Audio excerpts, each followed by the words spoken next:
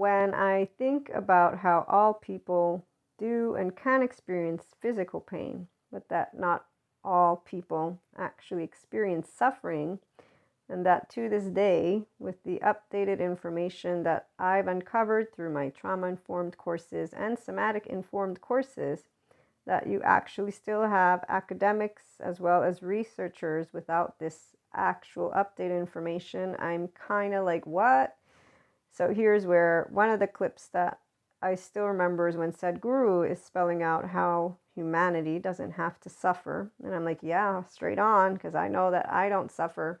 I feel deep emotions as a 5DC person in that lovely enlightenment soul age group, but I don't actually have human suffering in the way that I've heard people.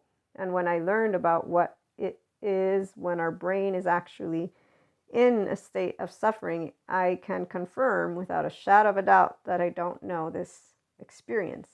So the temporal junction is the part where I learned through my compassion training courses that the people who ruminate, and it's a way that the brain gets wired. So again, these are educational informed, and this has been shown through technology. And those instead who are in a physiological state of compassion, which involves mindfulness, and then here's where mindsight would come into the mix for what I'm learning about that, and an integrated brain and a differentiated self. So once again, I repeat, an individual who's in their enlightenment soul age group, 5DC, my lovely community, when we are here, basically our entire lives, we'll be like, yeah, we don't do human suffering, not because we're not human, because we know how to use our ventral vagal state. We're in this state, so I feel my emotions deeply.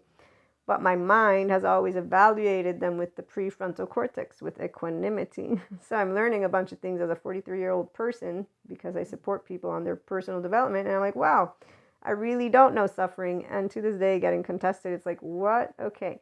So when I see the actual people in the academic field without the updated information, or somebody contesting a Sadhguru, and also other videos are saying, no, people have to suffer, that there's this chosen modality, and or like making it a must. I'm like, okay, someone needs to share. No, not all of us suffer. So before we close out, what I also wanted to share was actually how to note when you're in your ventral vagal.